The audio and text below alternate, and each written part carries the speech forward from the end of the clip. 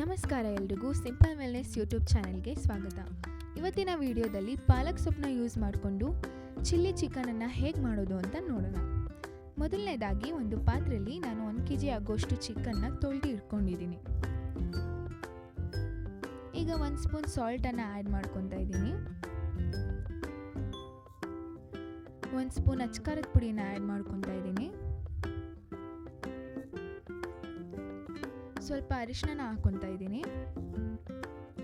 ಮತ್ತೆ 1 ಸ್ಪೂನ್ ಗರಂ ಮಸಾಲಾನ ಹಾಕ್ಕೊತಾ ಇದ್ದೀನಿ.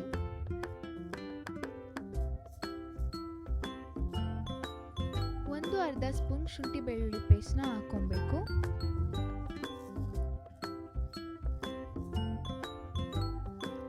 ಮತ್ತೆ ಅರ್ಧ ನಿಂಬೆಹಣ್ಣನ್ನ ನಾನಿಲ್ಲಿ ಹಾಕ್ಕೊತಾ ಇದ್ದೀನಿ.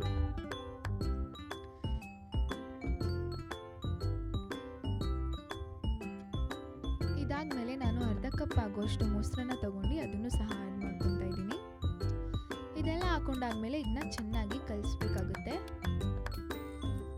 ಎಲ್ಲನೂ ಚೆನ್ನಾಗಿ ಮಿಕ್ಸ್ ಮಾಡಿದ್ಮೇಲೆ ಇದನ್ನ 15ರಿಂದ 20 ನಿಮಿಷದವರೆಗೂ ಇದನ್ನ ಮ್ಯಾರಿನೇಟ್ ಮಾಡಬೇಕಾಗುತ್ತೆ. ನೋಡಿ, ಜಾಸ್ತಿ ಮ್ಯಾರಿನೇಟ್ ಮಾಡಿದಷ್ಟು ತುಂಬ ಚೆನ್ನಾಗಾಗುತ್ತೆ. ಚೆನ್ನಾಗಿ ಇದನ್ನ ಕಲಸಾದ್ಮೇಲೆ ಒಂದು ಪ್ಲೇಟ್ನ ಕ್ಲೋಸ್ ಮಾಡಿ ಇಟ್ಬಿಡಿ. ನಿಮ್ಮ ಮನೇಲಿ ಫ್ರಿಡ್ಜ್ ಇದ್ದರೆ ಫ್ರಿಡ್ಜಲ್ಲೂ ಸಹ ಇಟ್ಬಿಟ್ಟು ಮ್ಯಾರಿನೇಟ್ ಮಾಡ್ಬೋದು. ಈಗ ಪಾಲಕ್ ಸೊಪ್ಪನ್ನ ಹೇಗೆ ಬೇಯಿಸ್ಕೊಳ್ಳೋದು ಅಂತ ನೋಡೋಣ. ಮೊದಲನೇದಾಗಿ ಒಂದು ಪಾತ್ರೆಯಲ್ಲಿ ಅರ್ಧ ಕಪ್ ಆಗೋಷ್ಟು ನೀರನ್ನು ತಗೊಂಡಿದ್ದೀನಿ. ಸೊ 1 ಇಡೀ ಪಾಲಕ್ ಸೊಪ್ಪನ್ನ ನಾನಿಲ್ಲಿ ತೊಳೆದು ತಗೊಂಡಿದ್ದೀನಿ. ಇದನ್ನ ಹಾಕ್ಕೊಂಡು ಬೇಯಿಸ್ಕೊಳ್ಳಿ. ಪಾಲಕ್ ಸೊಪ್ಪು ಹಾಕ್ಕೊಂಡು ಬೇಯಿಸ್ಕೊಬೇಕಾದ್ರೆ ನಿಮಗೆ ಸಾಲ್ಟ್ ಬೇಕಾದ್ರೆ ಆ್ಯಡ್ ಮಾಡ್ಕೊಳ್ಳಿ. ನಾನಿಲ್ಲಿ ಸಾಲ್ಟ್ ಹಾಕ್ಕೊಂಡಿಲ್ಲ.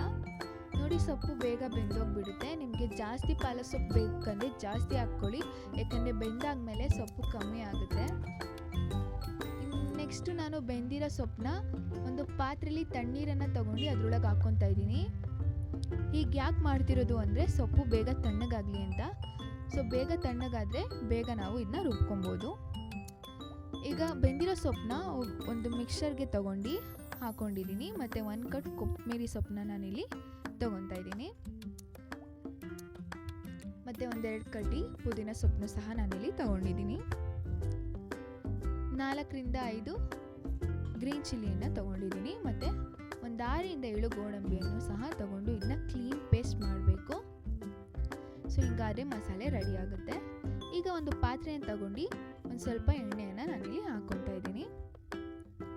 ನೋಡಿ, ಎಣ್ಣೆ ಬಿಸಿ ಆದಮೇಲೆ 1 ಕಪ್ ಸಣ್ಣದಾಗಿ ಹೆಚ್ಚಿಟ್ಕೊಂಡಿರುವಂತಹ ಈರುಳ್ಳಿಯನ್ನು ಹಾಕ್ಕೊಂಡು ಚೆನ್ನಾಗಿ ಫ್ರೈ ಮಾಡಬೇಕು. ಈರುಳ್ಳಿ ಗೋಲ್ಡನ್ ಬ್ರೌನ್ ಬರೋವರೆಗೂ ಇದನ್ನ ಚೆನ್ನಾಗಿ ಫ್ರೈ ಮಾಡಬೇಕಾಗುತ್ತೆ. ಈರುಳ್ಳಿ ಫ್ರೈ ಆದಮೇಲೆ 1 ಕಪ್ ಸಣ್ಣದಾಗಿ ಹೆಚ್ಚಿಟ್ಕೊಂಡಿರುವಂಥ ಟೊಮ್ಯಾಟೋವನ್ನು ಆ್ಯಡ್ ಮಾಡ್ಕೊತಾ ಇದ್ದೀನಿ. ಟೊಮ್ಯಾಟೋನು ಸಹ ಚೆನ್ನಾಗಿ ಫ್ರೈ ಮಾಡ್ಕೊಬೇಕು. ಎರಡೂ ಸಹ ಫ್ರೈ ಆದಮೇಲೆ ಆಗಲೇ ಮ್ಯಾರಿನೇಟ್ ಮಾಡಿಟ್ಟಿರುವಂತಹ ಚಿಕನ್ನ ಹಾಕ್ಕೊಂಡು ಚೆನ್ನಾಗಿ ಬೇಯಿಸ್ಕೊಬೇಕು. ಒಂದು 50% ಆಗೋವರೆಗೂ ಇದನ್ನ ಬೇಯಿಸ್ಕೊಳ್ಳಿ. ಇದೇ ಮಸಾಲೆಲೆ ಈಗ ಚಿಕನ್ನ ಒಂದು 5ರಿಂದ 10 ನಿಮಿಷ ಬೇಯಿಸ್ಕೊಳ್ಳಿ.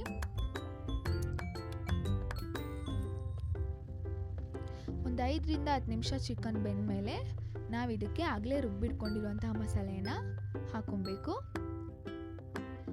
ಮಸಾಲೆನ ಹಾಕಂದ್ಮೇಲೆ 1-2 ಸರಿ ಕೈ ಆಡಿಸಿ ಇದನ್ನ ಒಂದು ಪ್ಲೇಟ್ನ ಕ್ಲೋಸ್ ಮಾಡಿ ಚೆನ್ನಾಗಿ ಬೇಯಕ್ಕೆ ಬಿಟ್ಬಿಡಿ.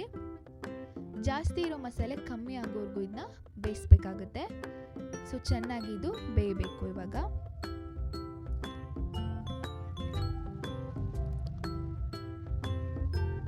ಇನ್ನು ಪ್ಲೇಟ್ ತೆಗೆದು ಇದನ್ನ ಇನ್ನೊಂದ್ಸರಿ ಕೈ ಆಡಿಸಿ ಈಗ ಮಸಾಲೆಗಳನ್ನ ಆ್ಯಡ್ ಮಾಡ್ಕೊಬೇಕಾಗುತ್ತೆ. ಮಸಾಲೆಗಳು ಏನು ಜಾಸ್ತಿ ಇಲ್ಲ. 1 ಸ್ಪೂನ್ ಸಾಲ್ಟು ಮತ್ತು 1 ಸ್ಪೂನ್ ಗರಂ ಮಸಾಲೆನ ಹಾಕ್ಕೊತಾ ಇದ್ದೀನಿ. ನೋಡಿ, ಸಾಲ್ಟ್ನ ಮ್ಯಾರಿನೇಟ್ ಮಾಡಬೇಕಾದ್ರೆ ಹಾಕ್ಕೊಂಡಿರ್ತೀವಿ. ಸೊ ನೋಡ್ಕೊಂಡು ಹಾಕ್ಕೊಳ್ಳಿ. ಆಮೇಲೆ ಬೇಕಾದ್ರೆ ಹೆಚ್ಚು ಕಮ್ಮಿ ಮಾಡ್ಕೊಬೋದು. ಎಲ್ಲನೂ ಹಾಕ್ಕೊಂಡಾದ್ಮೇಲೆ ಒಂದು ಕ್ಲೀನಾಗಿ ಮಿಕ್ಸ್ ಕೊಡಿ. ಇದು ಇನ್ನೂ ಚಿಕನ್ ಚೆನ್ನಾಗಿ ಬೇಯಬೇಕಾಗುತ್ತೆ. ಸೊ ಆಯಿಲ್ ಎಲ್ಲ ಸಪ್ರೇಟ್ ಆಗೋವರೆಗೂ ಇದನ್ನ ಬೇಯಿಸ್ಕೊಬೇಕಾಗುತ್ತೆ. ಇರೋ ಮಸಾಲೆ ಸ್ವಲ್ಪ ಕಮ್ಮಿ ಆಗೋವರೆಗೂ ಬೇಯಿಸ್ಕೊಳ್ಳಿ. ನೋಡಿ, ಈಗ ಆಯಿಲ್ ಎಲ್ಲ ಸಪ್ರೇಟಾಗಿ ಕಂಪ್ಲೀಟಾಗಿ ಬೆಂದಿದೆ. ಸೊ ಈ ಟೈಮಲ್ಲಿ ನಾನಿಲ್ಲಿ ಸ್ವಲ್ಪ ಕಸೂರಿ ಮೇಥಿಯನ್ನು ಹಾಕ್ಕೊತಾ ಇದ್ದೀನಿ. ಕಸೂರಿ ಮೇಥಿ ಆಪ್ಷನಲ್ಲು, ಆದರೆ ಹಾಕಿದ್ರೆ ಮಾತ್ರ ತುಂಬ ಚೆನ್ನಾಗಿರುತ್ತೆ. ಸೊ ನಾನಿಲ್ಲಿ ಕಸೂರಿ ಮೇಥಿಯನ್ನು ಆ್ಯಡ್ ಮಾಡ್ಕೊತಾ ಇದ್ದೀನಿ. ಆಯಿಲ್ ಎಲ್ಲ ಕಂಪ್ಲೀಟಾಗಿ ಸಪ್ರೇಟ್ ಆಗಿರಬೇಕು, ಅಲ್ಲಿವರೆಗೂ ಇದನ್ನ ನೀವು ಬೇಯಿಸ್ಕೊಬೇಕು. ಹೀಗೆ ಆದರೆ ಪಾಲಕ್ ಸೊಪ್ಪು ಚಿಲ್ಲಿ ಚಿಕನ್ ರೆಡಿ ಆಗುತ್ತೆ.